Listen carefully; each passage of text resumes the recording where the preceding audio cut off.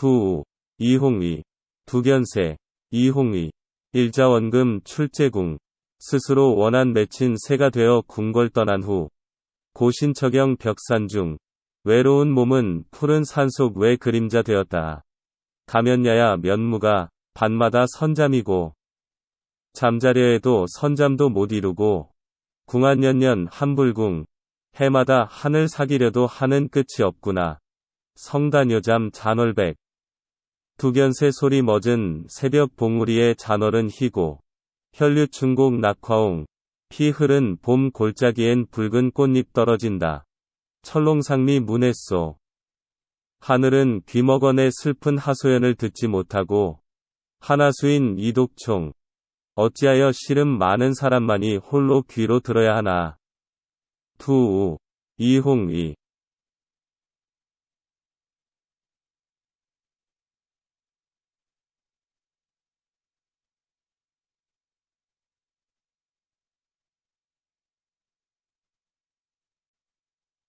조선의 6번째 임금인 단종이 지은 작품으로 어린 나이에 믿었던 친삼촌에 의해서 왕위에서 밀려나고 목숨의 위협까지 느끼는 한 영혼의 원한과 사무침이 드러난 작품이다. 사람이 배신을 당할 수도 있겠지만 혈육으로부터의 배신은 더욱 깊은 정신적 황폐감을 자아낼 것이다. 배신을 하는 것과 당하는 이 아픔을 역사적 사건을 매개로 우리에게 보여주고 있다. 1구를 보자.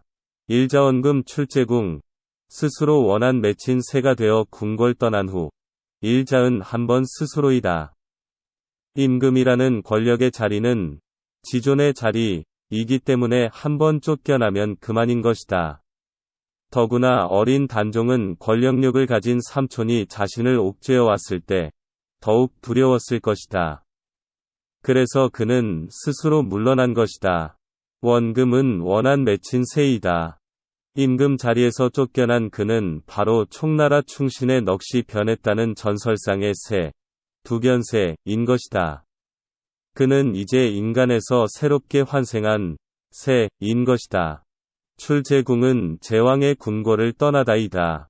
죽은 사람은 이 세상에서 더 머물 수 없듯이 왕위에서 쫓겨난 임금은 임금이 아니기 때문에 더 이상은 궁궐에서 살 수 없는 것이다. 조만간 그는 살해될 것이기 때문이다. 이 구를 보자. 고신처경 벽산중 몸은 푸른 산중 외 그림자 고신은 외로운 몸이다. 외로운 몸이란 권력에서 밀려나 따르는 이 없는 외로운 처지를 말한다. 척영은 외자 그림자이다. 따르는 사람이 없는 사람의 넉나간 형편을 느끼게 한다. 벽산중은 푸른 산속이다. 푸른 산속 이란 사람은 아무도 찾지 않은 외진 곳이라는 뜻이다. 1. 이 구를 종합하면 삼촌에 의해서 권력의 실세에서 밀려난 자신의 처지는 이미 죽은 목숨이나 다름이 없는 처지라는 것이다. 그런데 이러한 자신의 처지는 인적 없는 깊은 산속의 한 마리 새의 처지와 다름이 없다는 뜻이다. 곧 자신의 불우한 처지를 산을 헤매는 한 마리의 새로 나타내었다. 3구를 보자. 가면야야 면무가 밤마다 선잠이고 잠자려도 선잠도 못 이루며 가면은 잠을 빌리다이다. 잠을 빌려서라도 자려고 하다. 즉 억지로 잠을 청하다는 뜻이다. 야야은 밤마다이다. 한문에서 같은 글자를 겹치면 부사어로 된다. 면무가은 잠을 빌리지 못하다이다. 즉 잠을 이루지 못한다 는 뜻이다. 4구를 보자. 궁한년년 한불궁 해마다 하늘 사기려도 하는 끝이 없구나. 궁하는 원한을 다하다이다. 원한을 다하다. 원한을 잊으려 하다. 이미 끝난 일. 아버지의 동생인 삼촌이 한 일이기에 잊으려 해본다는 의미일 것이다. 년년은 해마다이다. 한문에서 같은 글자를 겹치면 부사어로 된다. 한 부궁은 하는 다하지 않는다이다. 궁은 동사로 쓰였다. 원한을 잊으려 해보지만 결코 잊어지지 않는다는 뜻이다. 3. 4구를 종합하면 당한 한이 너무나 깊어 육체를 가진 생명이면 낮에 생명활동으로 피곤해진 몸의 피로를 풀 잠마저 잘 수 없다는 하소연이다. 어쩌다 잠이 들어도 곧 깨고 마는 선잠이라는 것이다. 이러한 상태에서 자기 구원을 위해 원한을 잊으려 온갖 합리화를 해도 잊어지지 않는다는 것이다. 시간이 흘러도 도저히 잊혀지지 않는다는 하소연이다. 5구를 보자. 성다녀잠 잔월백. 두견새 소리 멎은 새벽 봉우리에 잔월은 희고 성다는 소리가 끊어지다이다. 두견새 소리가 멎다. 는 뜻이다. 효 잠은 새벽녘의 맷뿌리이다. 새벽 산봉우리를 말한다. 잔월백은 새벽달이 희따이다. 지는 달이 희미해진 것을 말한다. 육구를 보자. 혈류춘곡 낙화옹.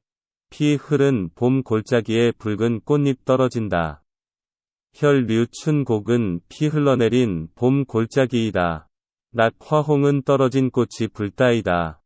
5. 육구를 종합하면 잠 못 울던 두곁에도 날이 밝아져 산봉우리에 걸린 달빛도 희미해지는 새벽녘이 된 것이다. 이제 조금 있으면 산속은 다시 낮이 된다. 낮이 되면 밤새껏 골짜기에는 두겨새가 밤새껏 울다가 토한 피에 붉어진 철쭉꽃이 떨어져 온 골짜기가 붉게 물들 것이라고 한다.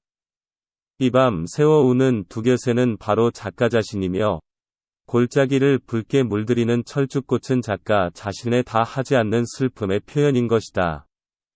골짜기를 오가며 온 밤을 울어대는 두겨새의 울음소리와 온 낮 동안 골짜기를 붉게 물들이며 피는 철쭉꽃의 피어남은 끝없는 원한의 몸부림이다. 밤은 청각적으로 낮은 시각적으로 슬픔과 원한을 표현하고 있다. 7구를 보자. 철롱상리 문해소. 하늘은 귀먹어 내 슬픈 하소연을 듣지 못하고 천농은 하늘이 귀먹다이다. 애달픈 호소를 하늘이 듣지 못한다는 뜻이다. 상미문은 여전히 듣지 못하다이다. 애소은 슬픈 호소이다. 작가의 하늘을 향한 애달픈 호소를 말한다. 8구를 보자. 하나수인 이독총. 어찌하여 시름 많은 사람만이 귀로 홀로 들어야 하나. 하나은 어찌하여이다. 이유를 묻는 의문부사이다. 수인은 근심하는 사람이다. 이는 작가 자신을 뜻한다. 이 독총은 귀로 혼자 듣는다이다.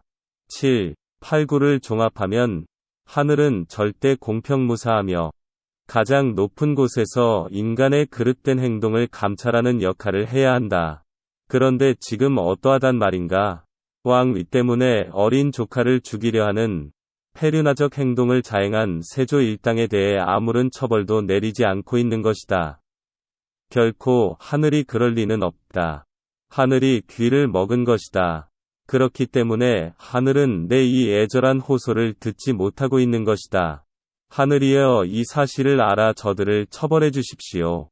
그러나 하늘은 말이 없다. 말이 없을 뿐만 아니라 기가 막히게도 하늘은 어찌하여 이 애절한 호소를 잊어버리고 싶고 또 잊어야 할 수십 많은 이 몸에게 밤이 새도록 피나게 울어대는 저 두견새 소리를 듣게 하는가 말이다. 어찌하여 그럴 수 있는가를 묻고 있다. 야속한 하늘이라고 원망하고 있는 것이다. 잠이라도 들게 해서 이 슬픔과 원한을 잊게 해 주었으면 하는데 말이다. 전체를 종합하면 1. 이 구에서는 권력에서 쫓겨난 자신은 결코 자신을 쫓아낸 자들과 어울려 살 수 없는 그래서 그들을 위해 죽어야 할 불우한 처지로 떨어진 것을 산 속을 떠도는 한 마리의 새로 비유하면서 하나의 시적 공간을 마련하고 있다. 3.